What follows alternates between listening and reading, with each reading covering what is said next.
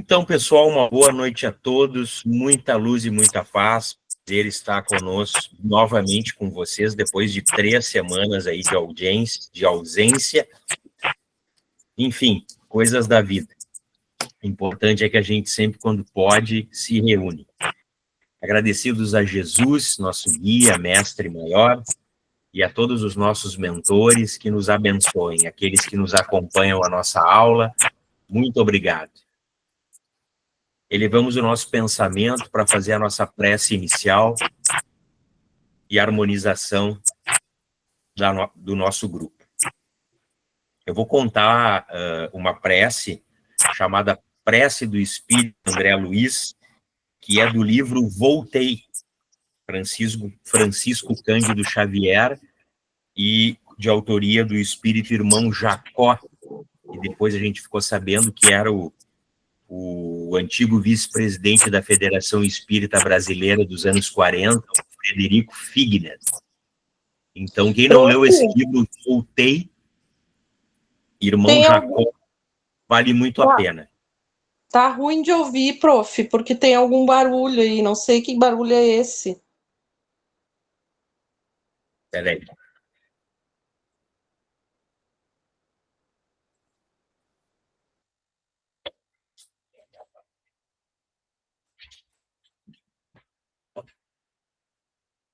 Tá no fone, ver se melhora.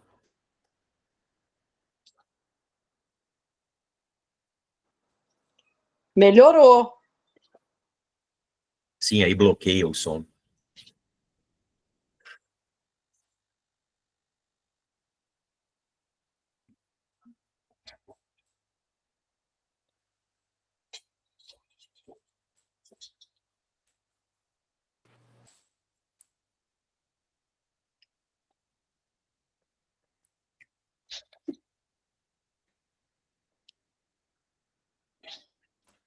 Agora deu. Senhor Jesus, dá-nos o poder de operar a própria conversão para que o teu reino de amor seja irradiado do centro de nós mesmos.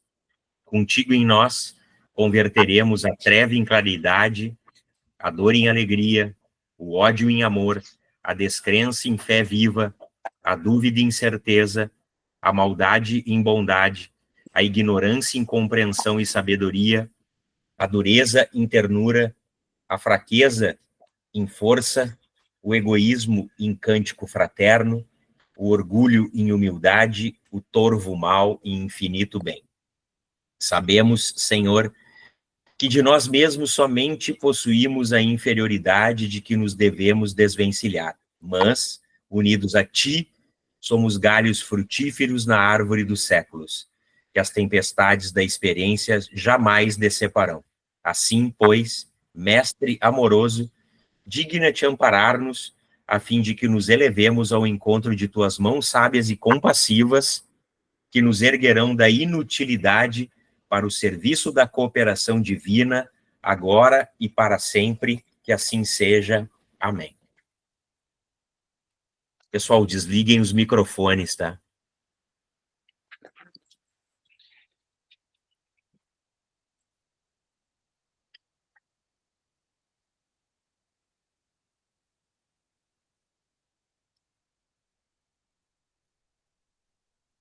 Então vamos lá.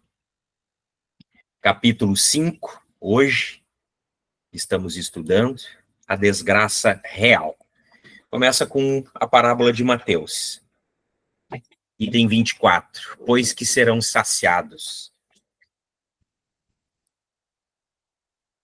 Desgraça, diz a mentora, é todo o acontecimento funesto, desonroso, que aturde e desarticula os sentimentos, conduzindo a estados paroxísticos, desesperadores.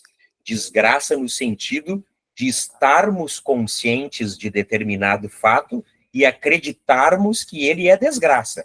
Porque é óbvio que se a gente não acredita que aquilo é uma desgraça e sim um contratempo, ou, por outras vezes, até por uma esquizofrenia, nem demos bola para o fato funesto que está acontecendo, então Se não é considerado desgraça, não é desgraça. Isso é um acontecimento funesto, desonroso, que aturde, que desarticula, que desequilibra, mas desde que nós estejamos conscientes que é a desgraça.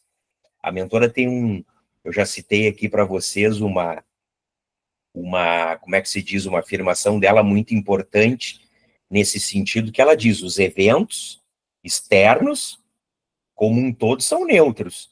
O peso emocional é a gente que coloca.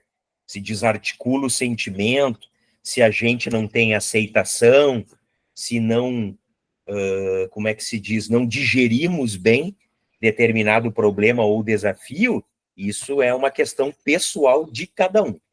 Então, não somente aqueles que se apresentam trágicos, não é, esses acontecimentos, mas também inúmeros outros que dilaceram o ser íntimo, conspirando contra as aspirações do ideal e do bem, da fraternidade e da harmonia íntima. Vamos fazer uma experiência diferente hoje, tá?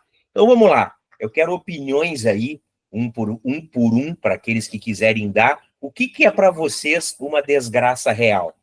Vamos lá, Silvana.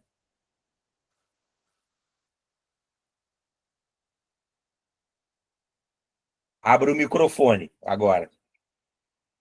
É verdade. Uma desgraça real. Ah, que perguntinha difícil essa que tu me fez. Eu penso assim, ó, uma coisa que eu acho muito ruim na vida, quando acontece, é doença. Eu sei que, né, que faz parte da evolução da pessoa que está passando por aquilo, dos que estão convivendo, mas eu acho uma coisa muito ruim. Mas não chega a ser uma desgraça também, né? Enfim, não sei te dizer, não sei te responder mesmo. Desgraça real. Real no sentido de tu estar consciente que aquilo é uma desgraça. Então, por exemplo, se tu acha que uma doença grave, uma enfermidade degenerativa é realmente uma desgraça, ok. Ok, esse é o teu sentimento, entendeu? Pois é. Mas, ao mesmo tempo, também eu penso que é uma... Não digo karma, porque também não é isso, mas a pessoa tem que passar por aquilo, né? Para evolução. Então, até que ponto é uma desgraça também, né? Não sei. Fecha aí, Claudete. O que é para ti uma desgraça real? Para mim, eu sei que tu vai dizer que não, porque teve uma aula eu que não vou dizer nada, eu não estou aqui para julgar, não vou dizer nada. Eu estou perguntando, é uma questão de consciência. Na tua consciência, o que é uma desgraça real? Daqui a pouco a pessoa vai dizer, esse meu gatinho morrer. Tá bem, tem que respeitar a opinião dele. Eu acho assim que por exemplo, essas enchentes que deu aí no Rio Grande do Sul, eu acho que foi uma desgraça total. Porque então, vamos lá. até hoje tem gente sem casa, tem gente Milhares. sofrendo. Hã? Milhares, né? Milhares, Sem casa. Milhares. Muitos estabelecimentos fechando. Tu vai em qualquer lugar. Esse final de semana eu fui para Garibaldi e para o interior. Meu Deus, as estradas, as pessoas estão arrumando as estradas, desabou tudo. Estabelecimentos, tudo fechado, sabe? Não tem mais nada. A maioria das coisas onde a água pegou, tá tudo fechado. A economia também tá, né? Por causa de tudo isso, lá no interior também estão passando por algumas necessidades. Então, eu acho que isso seria uma desgraça, né? Total. Foi uma desgraça total. Tá bem. Tá? João, tu comentou alguma coisa ali que fecha teu microfone, Claudete, obrigado. João, tu comentou alguma coisa aqui, tu quer dar o teu depoimento? O que para ti é uma desgraça real?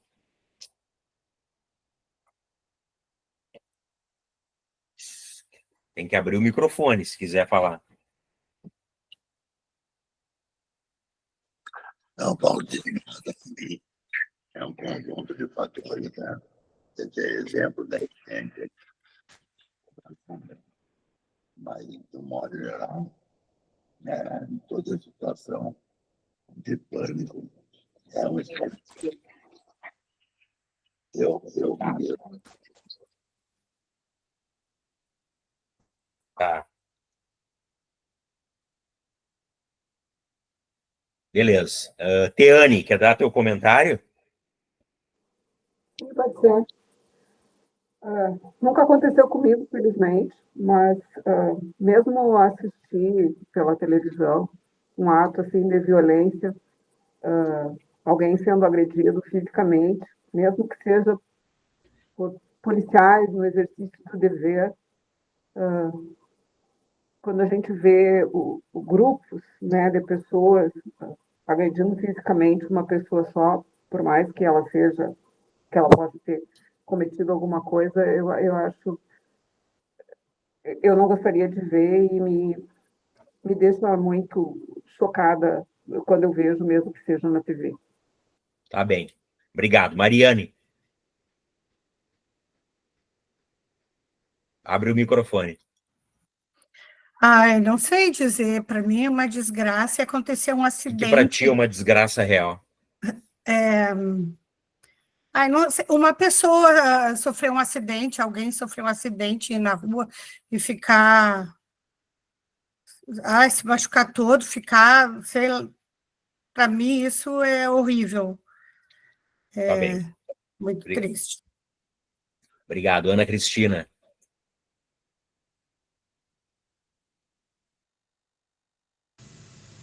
Paulo, eu tenho um discernimento disso, ou talvez um pouco mais de consciência para mim, tá? Isso, Ana, com seu autoconhecimento, com a sua maturidade, a desgraça real para mim é o que tu faz contigo, teu autocastigo, teu autoflagelo. Porque coisas ruins acontecem, mas com a gente, com os nossos sentimentos, a emoção que a gente põe nisso, e é o cuidado que a gente tem que ter conosco. Isso, para mim, é a desgraça real, tu não cuidar de ti. Maravilha. Raquel. Para mim, eu acho que é as guerras que estão acontecendo agora. Muita guerra, muita gente morrendo e por motivo, é deles o motivo, mas tem gente inocente que não deve estar, não devia estar no meio, mas eles não estão se importando muito lá para aquele lado lá. Porque daqui a pouquinho pode chegar para cá também, né? Claro.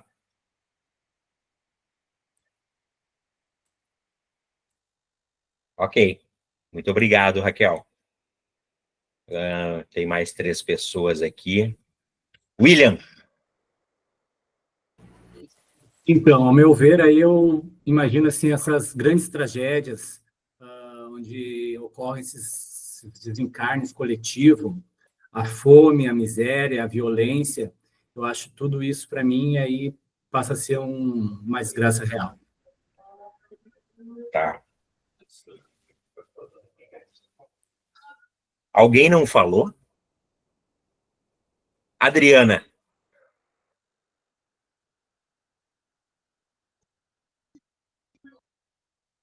Oi.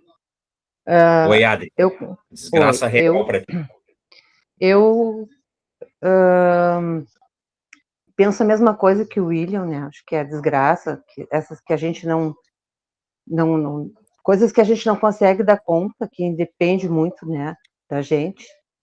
Esse tipo de coisa, assim, que essas tragédias que a gente está vendo, que a gente é culpado até, né? A humanidade é culpada pelo que está acontecendo, que é esses desmatamentos, essas coisas que ocorrem, né? Isso que está acontecendo agora em vários lugares, né? As enchentes e que a humanidade mesmo provocou isso, né? Não é? Eu acho que isso é uma tragédia mesmo, uma tristeza que a gente vê e que a gente não tem muito o que fazer. Isso me deixa angustiada, assim. Ok. Esqueci de alguém? Não, né? Então vamos lá. Aqui a gente tem doença grave, eu anotei, enchentes, violência foi citado 2 vezes, acidentes graves, tragédias coletivas, guerras com mortes de inocente, fome, miséria e o mal que a gente faz para a gente, como se fosse uma autodesgraça, tá? Por que eu perguntei isso? Porque o nosso estudo é psicologia profunda, não é? Aí o que acontece? Por que eu fiz esse link? Porque o Evangelho, segundo o Espiritismo, tá? E o que é o nosso livro? Jesus e o Evangelho à luz da psicologia profunda. Joana está estudando nesse livro a psicologia profunda do Evangelho. É aquilo que está muito além da própria parábola. Entenderam? Ela estuda a psicologia profunda do Evangelho. Aí o que acontece? Eu vou ler aqui para vocês. Tá? Item 24 do capítulo 5. Tá? Que fala bem-aventurados os aflitos. Esse item 24, olha o título dele, a desgraça real. Vamos lá. Toda gente fala da desgraça real. Toda gente já a sentiu e julga conhecer-lhe o caráter múltiplo. Venho dizer-vos, isso é um espírito, tá? Aqui psicografou lá no grupo do Kardec. Venho eu dizer-vos que quase toda gente se engana e que a desgraça real não é absolutamente o que os homens, isto é, os desgraçados, supõem. Detalhe, isso aqui foi escrito em 1863. Eles, os homens, a veem na miséria, no fogão sem lume, ou seja, sem luz, né, sem o fogo, no credor que ameaça, no berço que o anjo sorridente desapareceu, nas lágrimas, no féretro, ou seja, no enterro que se acompanha de cabeça descoberta e com o coração despedaçado pela perda, na angústia da traição, na desnudação do orgulho que desejara envolver-se em púrpura e mal oculta sua nudez sobre os trapos da vaidade. A tudo isso e muitas outras coisas se dá o nome de desgraça na linguagem humana. Sim, até pode ser que seja desgraça para os que só veem o presente. A verdadeira desgraça, porém, está nas consequências de um fato, mais do que no próprio fato. E aí ele segue, eu não vou ler tudo, aí eu vou mais para baixo, que ele diz, vou revelar-vos a infelicidade, ou seja, a desgraça, sob uma nova forma, sobre a forma bela e florida que acolheis e desejais com todas as veras de vossas almas iludidas. Então, a infelicidade, ou seja, a desgraça real, é a alegria, olha que paradoxo, é o prazer, é o tumulto, é a vã agitação, é a satisfação louca do orgulho e da vaidade, que fazem calar a consciência, que comprimem a ação do pensamento, que atordoam um homem com relação ao seu futuro. Então, a infelicidade, ou seja, a desgraça real, é o ópio do esquecimento, ou seja, a droga do esquecimento, que ardentemente procurais conseguir. E aí ele dá a profilaxia, tá? Capítulo 5, Bem-aventurados os aflitos, item 24. Esperai, vós que chorais, tremei, vós que rides, pois que o vosso corpo está satisfeito. A Deus não se engana. Não se foge ao destino. E as provações, credoras mais impiedosas do que a matilha que a miséria desencadeia, vos espreitam o repouso ilusório para vos imergir de súbito na agonia da verdadeira desgraça, daquela que surpreende a alma amolentada pela indiferença e pelo egoísmo. Depois vocês leem o resto. Eu parei por aqui.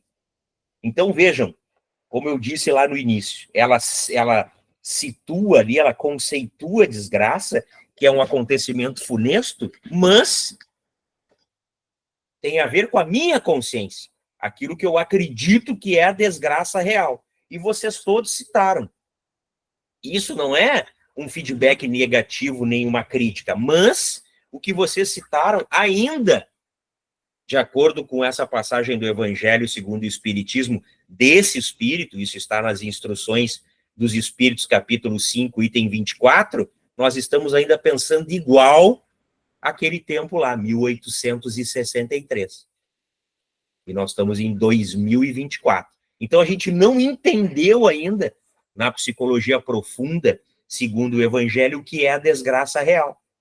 Porque aquilo que está citado aqui, que vocês citaram sobre a desgraça, é o efeito das causas funestas dos nossos atos. São as provas e expiações. Mas por que não é desgraça? Porque são mecanismos de correção da justiça divina. Agora, a desgraça real é aquele que está errando. Aqueles que está cada dia e mais equivocando-se e endividando-se com as leis soberanas, fazendo mal para si, desconhecendo-se a si próprio, não lutando, como disse Allan Kardec, quando conceitua o verdadeiro espírita, aquele que luta contra as suas más inclinações e os seus vícios, esse está cometendo a desgraça real a si próprio, porque depois ele vai ter que resgatar. Então, por exemplo, alguém colocou, né, guerras e as mortes de inocentes. Tem inocentes? Não. Segundo a doutrina espírita, não tem inocentes. Mas como nós pensamos, o espírito colocou muito bem ali. Essa é a nossa visão, olhando o fato como ele é, ou seja, o nosso olhar material. Ainda não temos o olhar espiritual. Então, se está dando guerra lá na Ucrânia e tem mortes de inocentes como há na Palestina, lá não há inocentes. Ah, mas crianças e mulheres estão morrendo. Mas o que fizeram? Porque estão lá colhendo, não é? Essa perversidade coletiva. Porque é uma expiação coletiva. Esse é o problema. Mas a desgraça real deles não é essa agora. À luz da psicologia profunda e pelo olhar espiritual, a desgraça foi o que eles fizeram lá atrás, que hoje eles precisam purgar dessa maneira, como os acidentes, como a miséria, como a fome, como a violência. A miséria foi o William, né, que colocou a fome, a miséria e a violência. A gente pode, o William e demais, juntar esses três e tantas outras misérias e infortúnios numa coisa no nosso Brasil, tem no mundo inteiro, mas vamos ficar só no Brasil, chamada desigualdade social. Que quem é vítima da desigualdade social, que o Brasil não tem guerra, graças a Deus, é uma exceção apenas, é uma aprovação coletiva que o Brasil não tem. E por que o Brasil não tem guerras e não tem essa privação coletiva? Porque não há no seu karma. Os povos e os países também geram karmas, segundo a lei de causa e efeito. Então, não há o karma da guerra no Brasil. Então, os espíritos, por exemplo, pela psicografia, tanto do Chico quanto do Divaldo Franco, na Guerra do Paraguai, que o Brasil gerou um karma, o Brasil pagou com a construção da usina hidrelétrica de Itaipu, que levou luz lá para os nossos confrades do Paraguai. Lembram do postulado evangélico? O amor cobrirá a multidão de pecados, todo bem que você fizer apagará e eliminará o mal que você fez. Então, não precisou o Brasil ter guerra para pagar toda aquela desgraça que o Brasil, não é? Ou seja, foi o grande responsável, um dos grandes responsáveis para o povo do Paraguai, para a guerra do Paraguai, todo aquele morticínio. Quem lê um pouco e conhece um pouco de história tem ideia do que eu estou falando. Então, não precisou pagar com uma nova guerra. Agora, lá na Rússia e na Ucrânia tem. Lá na Palestina e lá em Israel tem. Israel constantemente. Eles vivem em guerra há quantos milhares de anos? Eles são odiados há quantos milhares de anos? Mas não semeiam cada vez mais ódio? Não continuam? Lá temos o direito de se... Não estou entrando no fato político. Ah, eu tenho o direito de me defender. Mataram 1000, agora eu vou matar 1 milhão. É assim que funciona? Perante a justiça divina? Não, é assim. tu vai gerar um karma ainda maior para esse povo agora. Porque está na conta deles que vai ficar esse morticínio lá da Palestina, do Líbano, de toda aquela região, assim como dos outros povos, também aqueles judeus que eles eliminaram. Então, esse é o grande processo. Então, todos, na grande maioria desses infortúnios que vocês citaram, eles não são desgraças reais, eles são causa e efeito. Então, eu estava complementando. Então, fome, miséria, violência, todos esses infortúnios da desigualdade social, Emmanuel foi questionado. O mentor do Chico, quando da construção do livro O Consolador, que é uma obra extraordinária também, um livro de perguntas e respostas, esse de Emmanuel. Então, quando perguntado sobre a desigualdade social no Brasil, e ele responde claramente, está lá no Consolador.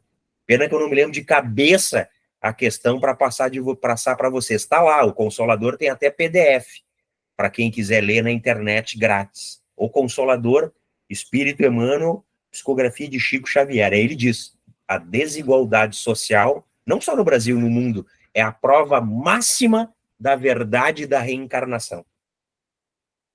Então, por que os povos, as pessoas têm esse grande infortúnio da desigualdade social, que não tem casa, ou que perdem as casas, que passam fome, passam miséria, passam frio, passam calor, estão na mendicância? Por quê? Porque não são os escolhidos do Senhor? Claro que não. A justiça divina é perfeita, é o resgate, a prova e expiação. Estamos em um mundo de provas e expiações.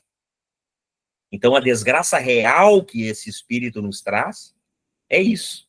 É o que eu estou fazendo de forma consciente e o que eu de errado e que eu vou colher mais tarde. E quanto maior a consciência que eu tenho daquele erro e do infortúnio que está causando, maior vai ser o meu resgate e a minha aprovação ou expiação. E às vezes os dois, né? Porque quando é expiação, eu não posso mudar na vida. É muito difícil mudar uma expiação. Quem nasce aleijado vai botar uma perna mecânica, por exemplo, mas nunca vai ter uma perna biológica.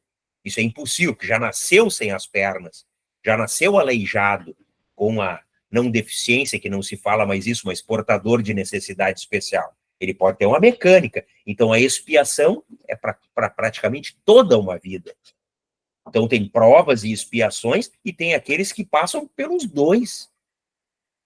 Mas por quê? Porque lá atrás cometeram a desgraça real, que é exatamente isso que o Espírito citou.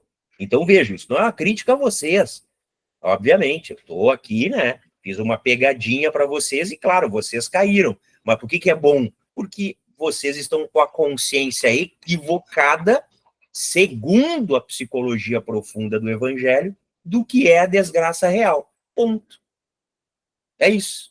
Entendeu? Vocês citaram pela visão materialista de vocês ainda, e não tem nada de errado nisso, eu e vocês estamos todos em aprendizado.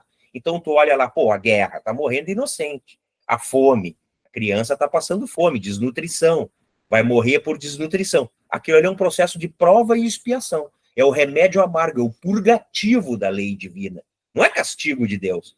Aqueles espíritos, porque ali tem um espírito imortal dentro, multimilenar, diversas, milhares de experiências. Então é o remédio amargo, ele está purgando. E lá na frente ele estará pleno, iluminado, se passar bem pelaquela purgação, pelaquela prova e pelaquela expiação. Entenderam? Então, olha só, brincando para vocês, mas falando a verdade, nós temos 20 slides, 19 praticamente, tirando o título, eu tenho para passar para vocês. E já deu meia hora de aula no primeiro. Somente no primeiro slide, nós estamos com meia hora de aula só com essa exposição da desgraça real e desse conceito da desgraça real e do que vocês relataram sobre a desgraça real. Então vejam como a gente precisa muito ainda, né, entender, se aprofundar no Evangelho, se aprofundar em doutrina espírita, porque, cara, é sério, gente, a gente não sabe nada ainda. Ah, mas eu vou lá, eu vou na escolinha, eu estudo, eu me dedico, eu leio, tudo bem, beleza, parabéns, ok, mas e a profundidade? Tu tá entendendo realmente? Tu tá vendo a mensagem que tá por trás daquilo? Tu consegue, ao menos, sentar e dizer assim, puxa, não entendi isso aqui, a essência da mensagem que está por trás, mas vou buscar, eu vou à luta, porque esse é o evangelho.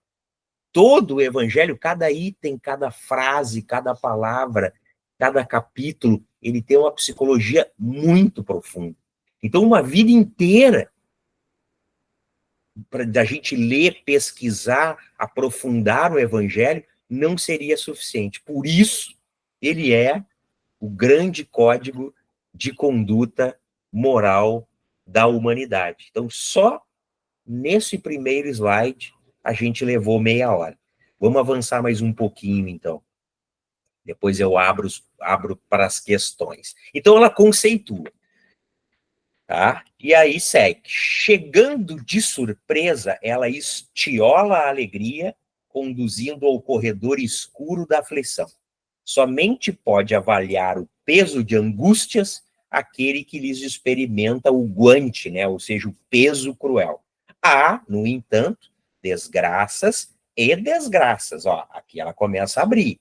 As primeiras são as que interrompem e rompem, desarticulando a emoção e desestruturando a existência física e moral da criatura, que, não raro, sucumbe ante a sua presença. Ou seja, se eu chegar ao ponto de entender que, meu Deus, não há mais salvação, a minha vida é uma desgraça, o que me resta? A morte. E, infelizmente, pelo suicídio, que hoje é uma pandemia.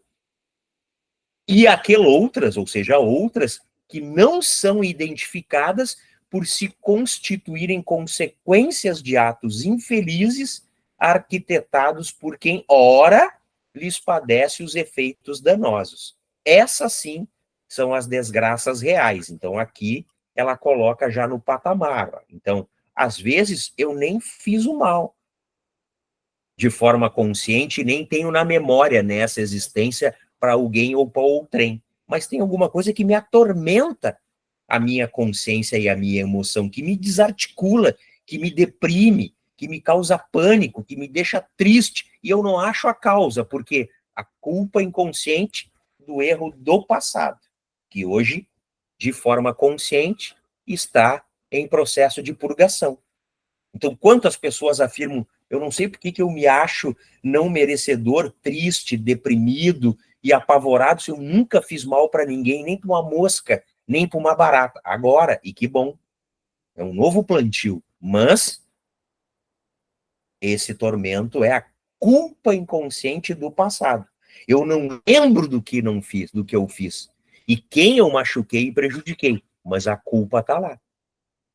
E isso do inconsciente sobe para minha consciência e me desarticula as minhas estruturas emocionais. E, consequentemente, ou seja, o meu pensamento e toda a minha emoção e, em consequência, toda a minha vida. Mas é isso. Não é, então? Somente pode avaliar o peso de angústias aquele que experimenta o dardo, o guante cruel, ela fala ali no segundo parágrafo. Mas tem também, ou seja, se eu começo a entender na realidade o sentido da reencarnação, o objetivo das provas e expiações, e por que os problemas que eu chamo, entre aspas, equivocadamente, porque é uma crença limitante e muito equivocada, muito destruidora, muito atormentadora essa crença, eu achar que o infortúnio é uma desgraça, mesmo pela perda, pela morte de alguém que eu ame muito. Não é. É um processo natural da vida. São as provas e expiações, são os obstáculos, são os desafios existenciais. É assim que a gente cresce. É assim que a gente evolui. E é assim que a gente repara os nossos danos de existências anteriores. Então, é aquele exemplo que a Joana traz também. Tu pode pegar duas pessoas com o mesmo problema e o desafio. Uma vai enfrentar com galhardia e com coragem, mesmo tendo ficado triste, não é? E um pouco frustrada porque esse problema chegou, e a outra, ou seja, entra numa profunda crise emocional e existencial, não é? Até chegar ao ponto, daqui a pouco, de pensar no autocídio, porque não tem estruturas morais para lutar contra esse desafio. E essas duas pessoas têm o mesmo desafio, o mesmo problema. É isso. Ou seja, uma tem já algum conhecimento, aquela que tem a consciência que não, ok, foi ruim, mas assim, eu tenho que enfrentar e tenho que lutar com isso. Eu preciso fortalecer a minha fé, eu preciso buscar resistências morais, eu preciso buscar conhecimento para enfrentar isso, eu preciso buscar ajuda, e a outra não adianta. Não vai adiantar muito, porque é a fase que ela está, ela desconhece esse processo das leis divinas, das leis morais. Eu sempre recomendo, leiam e estudem a parte terceira do Livro dos Espíritos. Leis divinas ou leis morais? São 10. Não é muito difícil. E a Joana tem um livro que ela também interpreta à luz da psicologia profunda, as 10 leis morais. Eu até já botei numa aula anterior aí o PDF, depois eu coloco de novo. Leis Morais da Vida. A Joana tem um livro, eu tenho uma edição antiga, amarelinha. A gente tem que entender as leis morais, as leis divinas, porque elas não são só para o planeta Terra e para os seres humanos, elas são para todo o universo. Foi criado por Deus, pela inteligência suprema. Ele bolou essas leis. Então, se eu tenho conhecimento dessas leis, eu digo, puxa, agora eu consigo entender melhor por que as coisas estão me acontecendo. Então, é o seguinte, vamos lutar. Jamais vamos perder a fé e a esperança. Esse é o X da questão. O conhecimento é tudo, ele é libertador. É isso que a doutrina espírita traz. Ela traz o conhecimento libertador para a gente pensar, puxa, é isso, ó. Com certeza é por isso que eu estou passando por determinada coisa, mas vou superar, porque Deus confia em mim, me deu uma nova oportunidade, eu não reencarnei por acaso ou por brincadeira, ele sabe, tem certeza que eu posso superar isso, mas eu preciso conhecer, eu preciso entender. No momento que eu não entender essas leis e os mecanismos espirituais da vida e dessas leis, uma mínima coisa vai ser uma desgraça para mim, que não é, na realidade, a desgraça real. Vocês estão escutando? Bem? Sim. Vamos embora. Há ocorrências que são enriquecedoras por um momento, trazendo alegrias e benesses, para logo depois se converterem em tormentos e sombras, escassez e loucura. No entanto, quando se é responsável pela infelicidade alheia, ou seja, dos outros, ao trair-se a confiança, ao caluniar-se, ao investir-se contra os valores éticos do próximo, semeando desconforto ou sofrimento, levando-o ao poste do sacrifício ou à prática do ridículo, a isso chamaremos desgraça real, porque o seu autor não fugirá da própria e nem da consciência cósmica. Então aqui ela dá a martelada final. Se nós tínhamos dúvida de entender o porquê dos nossos sofrimentos e dos nossos infortúnios, essa é a resposta. Não precisa mais procurar em lugar nenhum. Eu passo o que eu passo porque eu prejudiquei a outrem, porque eu investi contra os valores éticos do próximo, porque eu semeei desconforto, sofrimento, eu o levei à tortura, ao sacrifício, à tristeza, à depressão, eu o levei à praça do ridículo, e isso é a minha desgraça real. Eu destruí a confiança que ele tinha em mim, na minha pessoa. E hoje, agora, no momento atual em que vivemos, esse espírito pode até ter me perdoado ou nos perdoado e está muito bem, e até elevado, porque passou também por essa provação, e muitos têm galhardia, passam por tudo isso, perdoam e ascendem, porque o perdão é libertação. Estão orando por nós, e aí sim, e nós continuamos aqui, sofrendo as consequências dos nossos atos passados, e vivendo aquilo que realmente é a desgraça real. Assim considerando, muitos infortúnios de hoje são bênçãos. Eu diria que quase todos, tá?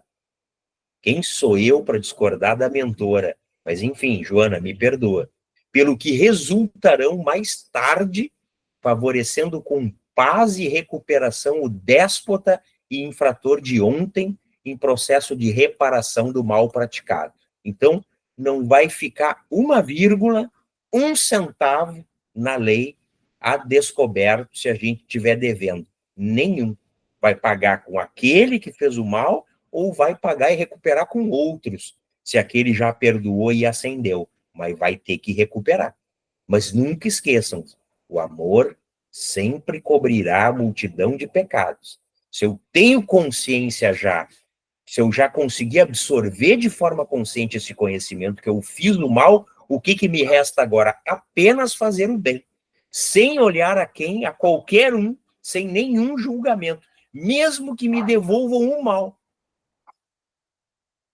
Mesmo que me devolvam o mal. O bem que eu faço será a minha couraça e a minha proteção.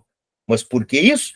Porque eu sei que todo bem que eu fizer eliminará o mal que eu fiz para outrem lá atrás. Então tá aí a causa, o efeito e a profilaxia, a cura. Tudo no Evangelho. Sobre outro aspecto, diz ela, o prazer gerado na insensatez, os ganhos desonestos, as posições de relevo que se fixam no padecimento de outras vidas, o triunfo que resulta de circunstâncias más para outrem, os tesouros acumulados sobre a miséria alheia, os sorrisos da embriaguez dos sentidos, o desperdício e abuso ante tanta miséria, constituem fatores propiciadores de dolorosos efeitos. Portanto, são desgraças inimagináveis, que um dia, lá na frente, ressurgirão em copioso pranto e ranger de dentes, em angústias acerbas, em solidão e deformidades de toda ordem, pela necessidade de expungir-se e reeducar-se o espírito no respeito às leis soberanas da vida e aos valores humanos. Então, se vocês um dia se perguntaram, meu Deus, qual é o segredo, realmente, qual é o maior segredo da vida boa? Ela diz aqui, o outro. Sempre o outro.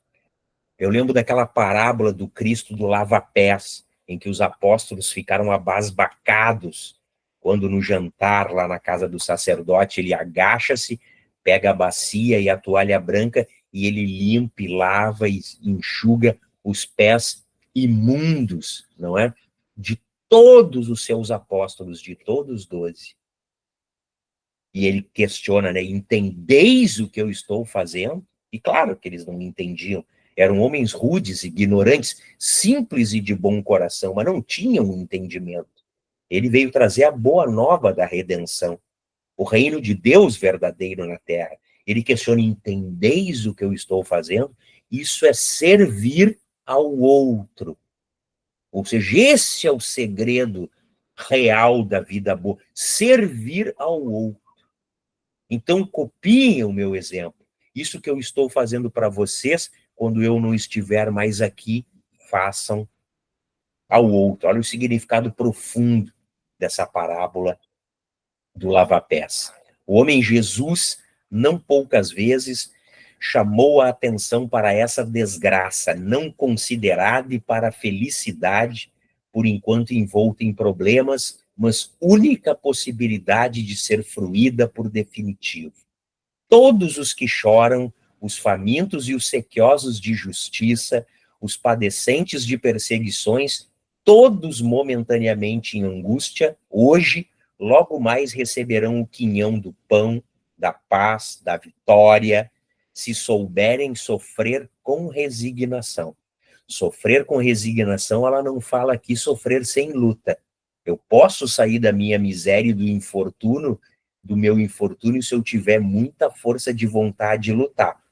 Se souberem sofrer com resignação, após haverem resgatado os compromissos infelizes a que se entregaram anteriormente e geradores da situação atual. Aqueles, porém, que sorriem na loucura da posse, que se locupletam sobre os bens da infâmia e da cobiça, que são aplaudidos pelas massas e anatematizados pela sua própria consciência, oportunamente serão tomados um dia pelas lágrimas, pela falta, pelo tormento. São inderrogáveis as leis da vida, constituindo ordem e harmonia no universo. Continuam escutando?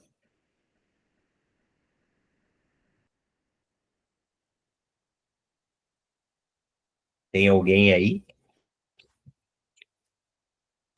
Sim. Eu tô aqui. Eles apagam as câmeras, né, cara?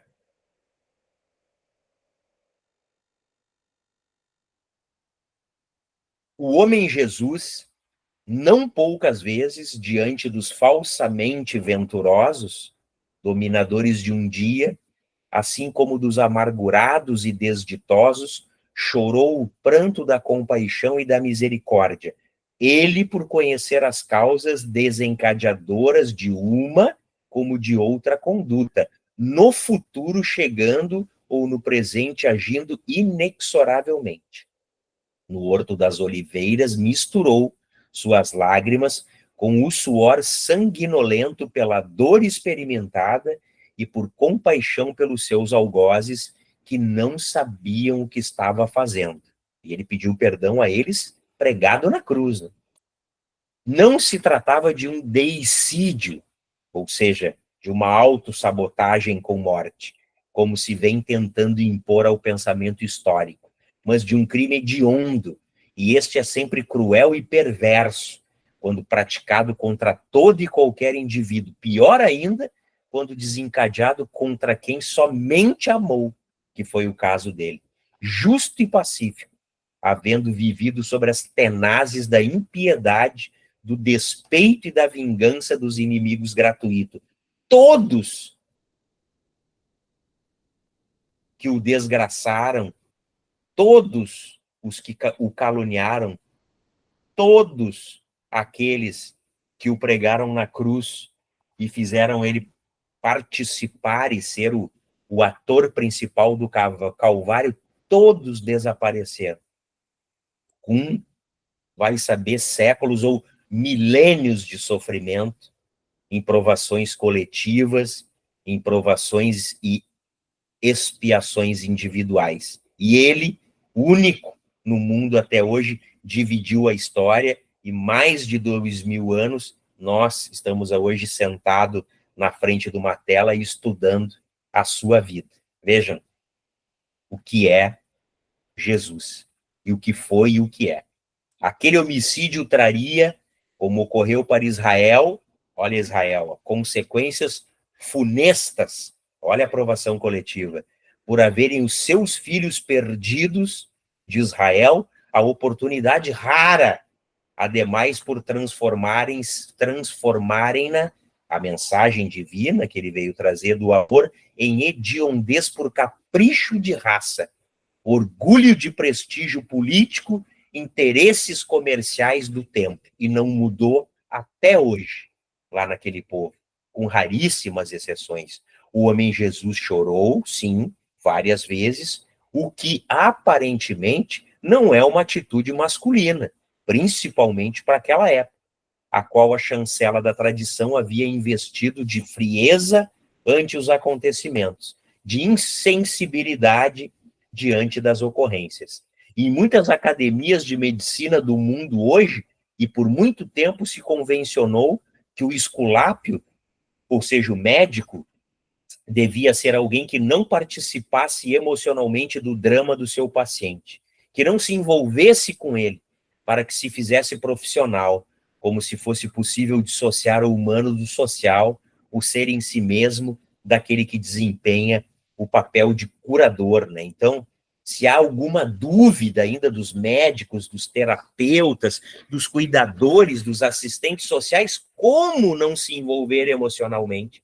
Porque se tu tá doando amor, O que salva o outro é a doação do nosso amor, é a nossa entrega total. Se tu não tem condições, porque tu te abala de doar-se integralmente num trabalho desse, tu não deveria estar ali. Por que isso? Não porque você não mereça. Você pode não ter uma carapaça, ou seja, uma fortaleza emocional que faça você efetuar, não é o seu labor, da forma em que você tenha empatia e compaixão, sim, pelas pessoas. E por que isso é importante? Porque senão tu não doa o teu amor naquilo que tu faz. E é isso que cura. O que vai ensinar um professor se não amar o que ele está ensinando? O que vai curar um médico se não amar a profissão dele e o receituário do remédio que ele passa para a cura?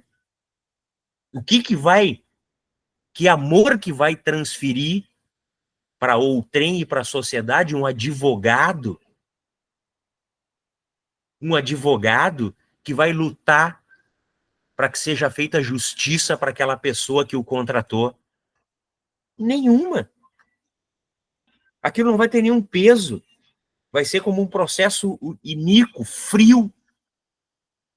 Porque quando a gente se doa para o outro e o outro, repetindo novamente, é o segredo único da vida boa. Lembrem novamente a parábola do lava-pés. É isso o que importa. Posso fazer o maior ou o menor trabalho. Todo ele vai ser com o meu máximo amor. A minha entrega vai ser total. Senão a gente não deve fazer. Nós estamos equivocados. E quantas vezes, né, a gente sai para trabalhar ou sai para fazer alguma coisa, às vezes nem é um labor remunerado, é uma caridade. A gente vê isso em centro espírita, com colegas, a gente vê em igrejas e outras religiões, não tem adeptos que só reclamam, tudo tá ruim. Ah, essa diretoria, essa sala, esse papel, esse não sei o que, aquela regra, tudo é ruim. A pessoa não tem a entrega que deveria ter. Ela não está fazendo e observando a mensagem profunda da psicologia da parábola do lava-pés. Logo eu repito. Puxa, se eu vou fazer, a minha entrega tem que ser total, porque só com a entrega total eu estarei dando amor. E a única chance daquilo ali, daquela semente germinar no outro, é se eu regar com a água do amor. Olha como eu estou poético hoje. Um professor de filosofia e quase já de sociologia, virando poeta no meio de uma aula. Que coisa ridícula. Mas vamos em frente.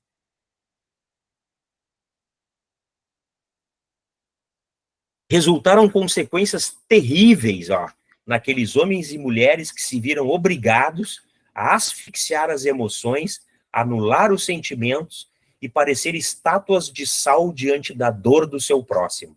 Não poucos se neurotizaram, se debilitaram, se autodestruíram. O próprio Pilatos suicidou-se, né? Depois de lavar as mãos.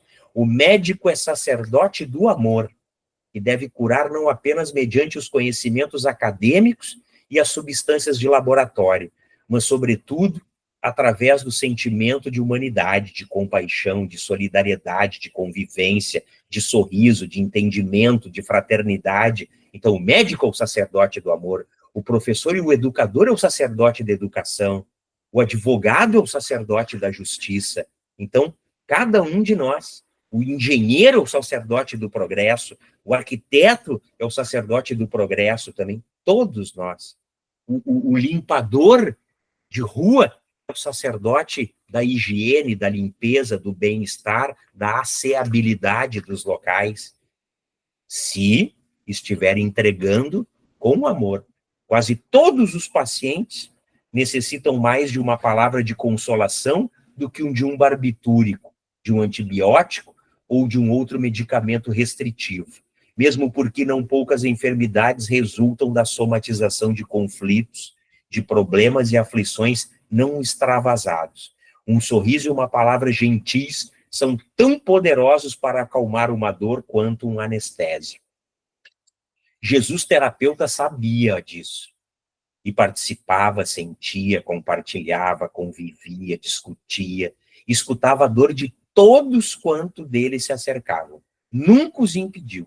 Nem mesmo as criancinhas barulhentas e irresponsáveis, na sua infantilidade, abrindo os braços para recebê-las, por entender que muitas negativas e atitudes rudes para com elas transformam-se em vigorosos traumas de infância que surgirão no futuro. Há fome de amor e de compreensão, mais talvez do que de pão e de justiça, e de remédios, eu acrescento, porque a sua presença na Terra é resultado da ausência desses sentimentos geradores das injustiças sociais, morais e econômicas. Olha a desgraça real de novo. Quando os sentimentos de solidariedade humana se tornarem ativos no organismo da sociedade, multiplicando os bens acumulados que serão distribuídos equanimemente. Vê que ela não fala de igualdade, que é impossível. Uns têm mais capacidade que outros, intelectual e moral, mas equanimemente. Eu posso ter mais, mas o meu irmão não precisa estar na miséria, passando fome e necessidade. É equanimidade e não igualdade. Não tem nada de comunismo aqui. Então não haverá escassez de alimentos nem de paz, porque todos os homens se sentirão irmãos, protegendo-se e ajudando-se uns aos outros com o mesmo espírito de direitos e desincumbência de deveres. Direitos iguais e deveres iguais a todos, mas equanimidade. Quem tem mais, dá mais. Quem tem menos, recebe mais. A maneira providencial para vencer-se a desgraça de qualquer tipo é o comportamento no presente. Mesmo que a preço de sacrifício e renúncia, dores, provas, expiações, construindo-se o futuro harmônico. Jesus que vivia as duas dimensões com naturalidade, transitando de uma para outra através do pensamento, testificou a necessidade de superação do invólucro do homem carnal, convidando a que se acumulassem os tesouros morais que nada conseguem destruir, nem que se oxidam ou se perdem. 3 coisas o Espírito leva dessa vida. Está lá no Evangelho. Inteligências, conhecimentos e as nossas qualidades morais. Ele próprio, Jesus, embora respeitasse os bens terrenos, nada acumulou para si. Nem se preocupou com o dia de amanhã do ponto de vista econômico ou material. Certamente não conclamava a miséria ou a imprevidência, não, induzindo ao parasitismo social. Jamais ele fez isso, mas demonstrando a inutilidade de alguém afligir-se ou atormentar-se pela aquisição do que era secundário em detrimento do indispensável. E para finalizar, esse é o último, por isso mesmo, ele harmonizou as duas necessidades. Durante o outono e o inverno, trabalhou na carpintaria que herdara do pai, né, do genitor terrestre. E, nos dourados e perfumados dias de primavera e verão, distribuiu os luminosos recursos que lhe foram legados pelo Pai Criador, não se permitiu a ociosidade, nem se facultou jamais o desperdício. E contemplando a multidão de famintos de pão, peixes e frutas secas, concluiu que eles serão saciados no reino da justiça plena e da harmonia perene, mas quando enfrentarem com coragem, não é?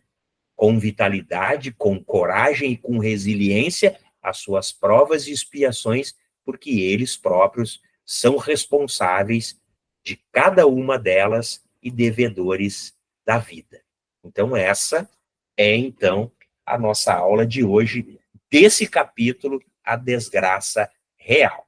Eu deixo aí agora aberto para os comentários de vocês, para ver se vocês me passam se entenderam a mensagem do que é a desgraça real e do que vocês precisam reciclar daqui para frente.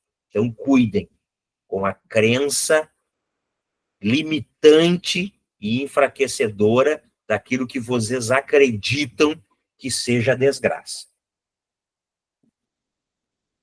Só botar a mãozinha ali que eu autorizo a abrir o microfone. William, vai fundo.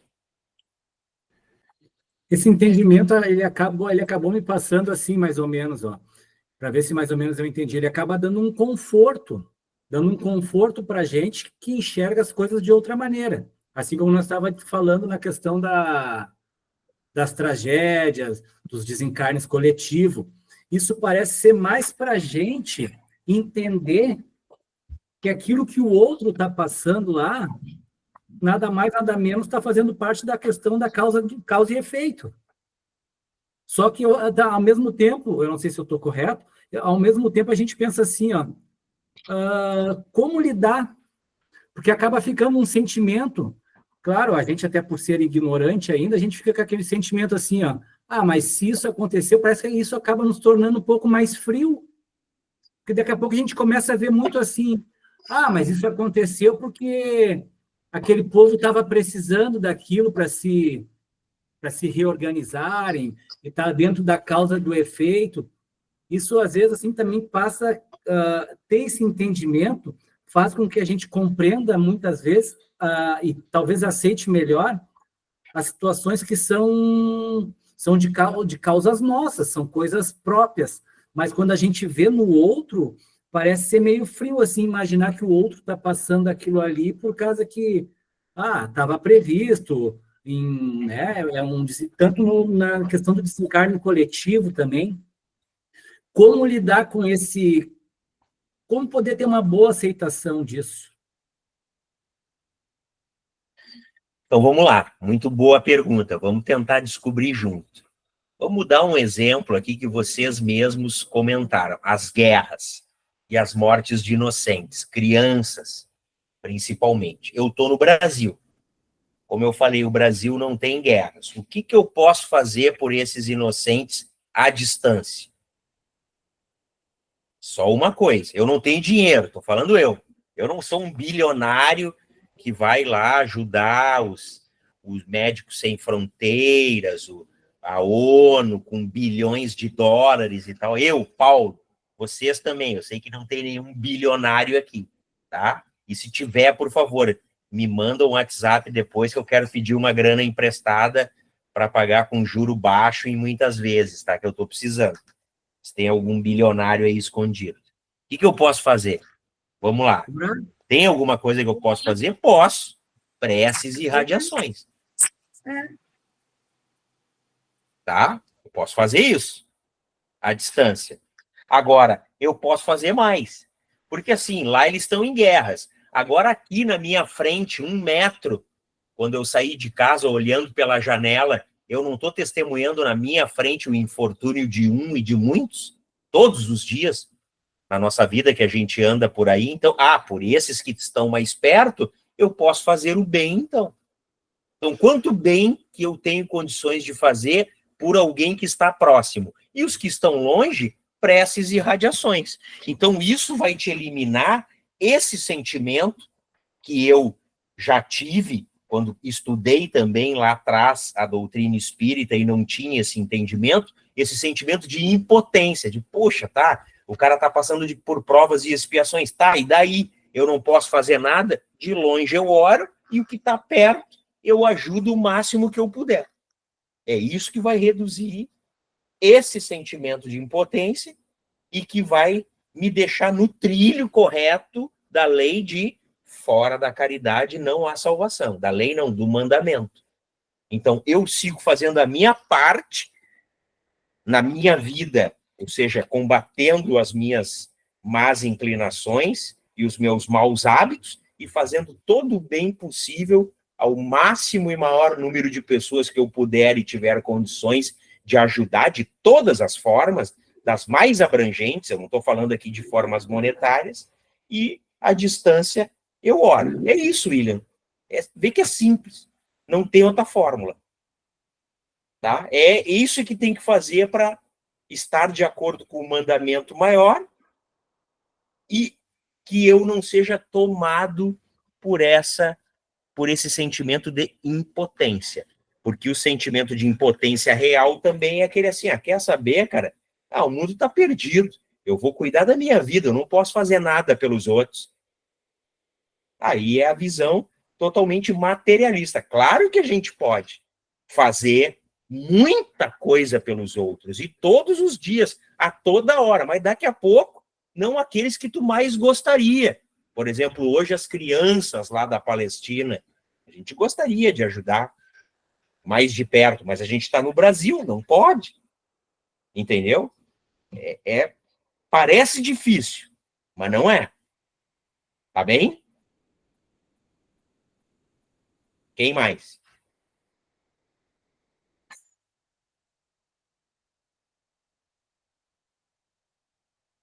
Entenderam? Captaram a mensagem lá da parte da desgraça real?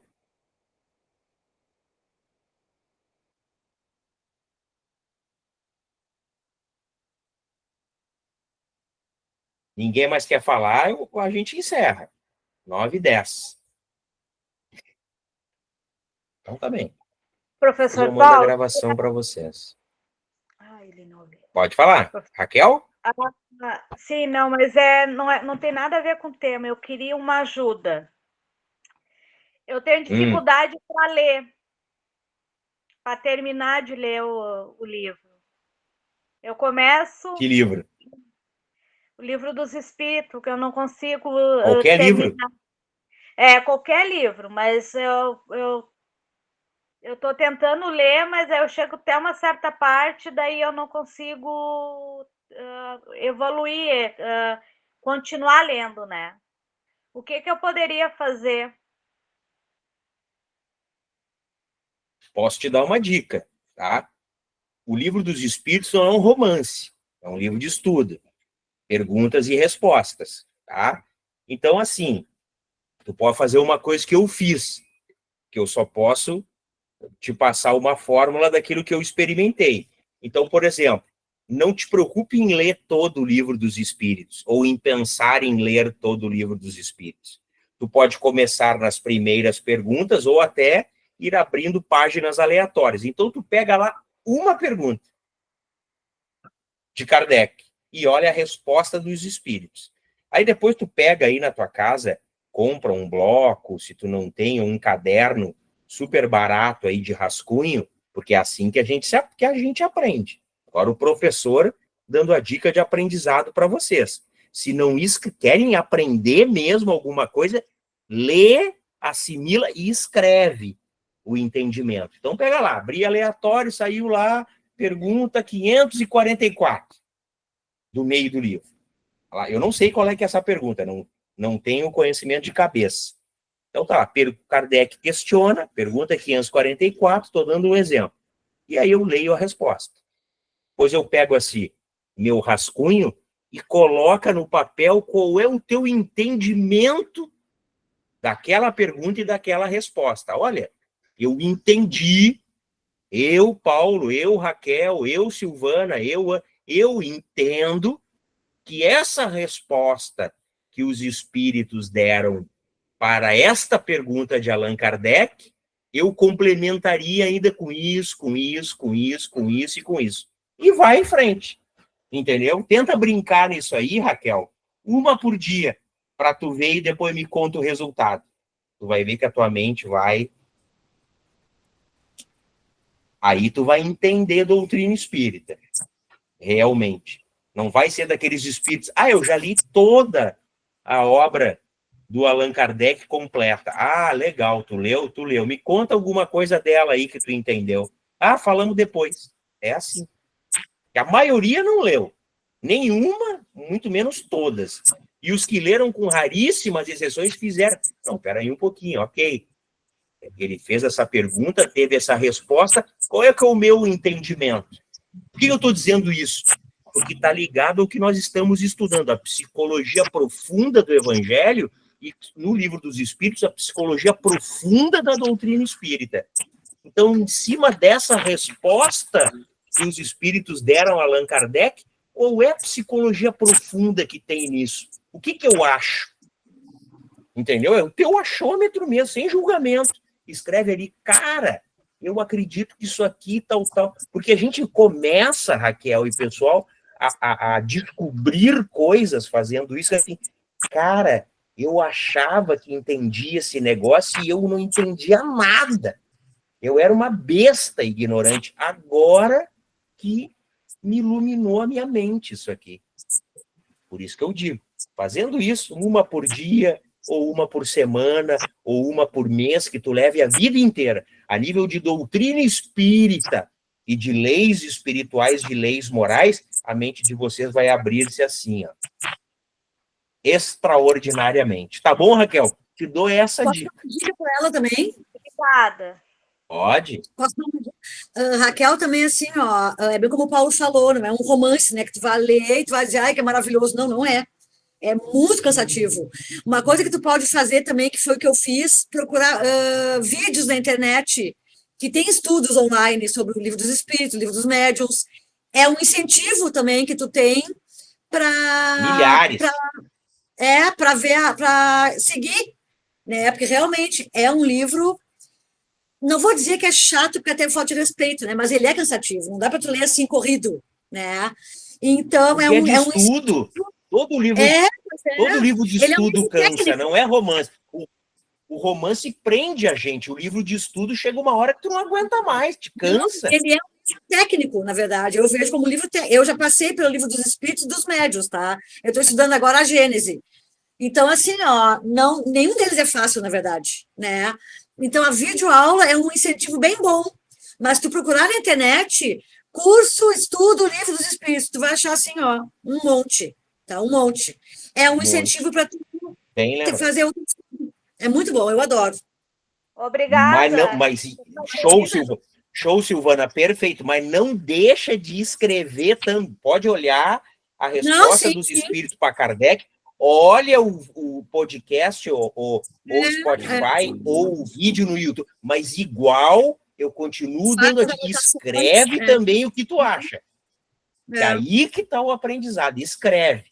Liga as coisas tudo. Faz uma salada de fruta lá, mas escreve. Eu vou fazer isso, porque é muita palavra difícil ali no livro, né? Que a gente começa a ler e eu não consigo compreender, mas eu vou ver também no YouTube também, então. Tem muita coisa, vai achar assim, um material bem rico. E vou escrever e depois eu falo para o senhor. O senhor está no céu, eu não sou senhor, não gosto de ser chamado de senhor. Ah, então tá, professor Paulo. Ah, é melhor. Bom, não tô velho ainda, senhor é bucha. Então tá bem. Quem mais? Ana, não quer falar nada hoje?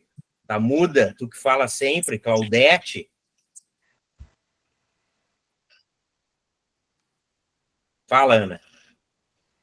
É só para enriquecer um pouco a questão que tu falou dos sentimentos dos médicos. Eu não sei se tu vai lembrar que eu comentei contigo há um tempo atrás que eu tenho um grandíssimo amigo médico, que ele é Sim, me lembro. Psiquiatra, mas ele fez uma outra pós lá que agora eu não vou lembrar, mas enfim, ele é espírita, tá? E essa semana, numa roda em comum de amigos, surgiu este questionamento de como ele se sente em relação ao atendimento a pacientes em fases terminais. Lembra que tu me indicou aquele livro de Histórias Lindas de Morrer? Sim. Não sei se tu vai lembrar. Ele fez uma pós em cima disso, tá? E a gente estava debatendo essa semana qual o sentimento do médico em relação a dar essa notícia para a família e como ele se sente. A resposta dele foi fantástica. Ele, poxa, eu sou humano. Eu também sinto as minhas dores, embora eu tenha que estar preparado para isto. Também sei que a pessoa tem que passar por isto, pela sua prova, pela sua expiação.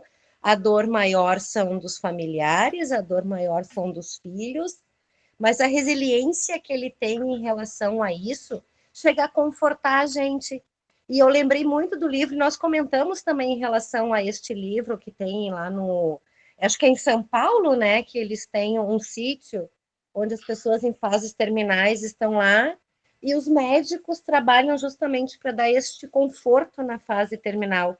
E me chamou muita atenção em relação a isso que ele falou, dos sentimentos dele, da preparação dele, porque ele também é humano, ele tem os sentimentos e ele tem que saber lidar com as suas emoções também. Lógico, é. Lógico. Não, e os hospitais têm, eu me lembro da minha irmã, por exemplo, a Carla, quando ela foi desenganada, né, da cirurgia do cérebro dela, quando ela removeu o tumor, e aí ela ficou 4 meses na UTI, quando ela foi desenganada, que eles acreditaram, então, e diagnosticaram que ela não teria mais cura, ela foi encaminhada para um andar lá naquele Instituto do Cérebro, ali do Complexo Santa Casa, que é o setor que eu nem sabia que existia, descobri nesse processo familiar que a gente passou, descobri que todo o andar era um setor de pacientes paliativos. E é extraordinário, assim, tinha uma equipe de 12 profissionais que se reuniram numa roda, assim, sentados no salão, estava eu, a minha mãe, para receber a notícia que ela ia perder a filha, e a minha irmã Ana, que alguns de vocês conhecem, que também é trabalhadora lá e colega da casa. Então, nós 12 profissionais médicos, enfermeiros, pedagogos, assistentes sociais, e eles explicaram tudo que eles iriam fazer com ela, cada um dentro da sua especialidade a partir daquele dia. E ela acabou ficando, antes de desencarnar, uns 10 ou 12 dias, foi o que ela durou nesse setor aí de cuidados paliativos. E é uma coisa humanizada, né? Extraordinário os hospitais têm isso. Eu não sei se todos têm, acredito que sim, mas a Santa Casa tem, foi maravilhoso ali o que eles fizeram, e SUS, 100% público, todo o processo dela. E eu aprendi isso aí em 2021, foi agora, há pouco tempo atrás tinha pandemia, né? Uma coisa louca, assim, eu digo, nossa, parece que eu estou num negócio da NASA, que não é ali, Santa Casa, SUS, público. Né? E é isso, tem que humanizar mesmo, não é assim que nem bicho, né, não, é um sentimento que está ali, né, um coração, é uma emoção, é uma consciência, né, que a consciência vai continuar, né, o corpo vai perecer. Muito bacana, 9h21, vamos terminar então, se não tem mais ninguém. Então, muito obrigado aos nossos mentores, guias, protetores, em especial a nossa mentora Joana de Ângeles, médico Divaldo Pereira Franco, vocês devem ter escutado, né? Foi internado com um tumor aí, um câncer, né? Infelizmente, neoplasia na bexiga, ele está muito velhinho, então foi atendido, já está em casa, na Mansão do Caminho, se recuperando, parece que desde segunda ou terça dessa semana, né? Não sei se está palestrando ainda, enfim, a gente agradece a ele, que nós não nos esqueçamos de colocá-lo aí, ele e a mentora, nas nossas preces para os nossos agradecimentos. Aos irmãos espirituais e nossos mentores que acompanham-nos de casa nessas aulas e de outros locais, aos mentores de vocês e ao meu, muito obrigado. E então, em nome de Jesus e dos bons espíritos e das energias que recebemos deles, encerramos o nosso encontro, a nossa aula de hoje. Eu mando a gravação e a apresentação aí para vocês guardarem amanhã. Beijo no coração, se Deus quiser, e até a semana que vem. Fiquem bem, fiquem com Deus. Boa noite para todos. Muito obrigada. Boa noite. Boa noite, muito boa noite. Boa noite.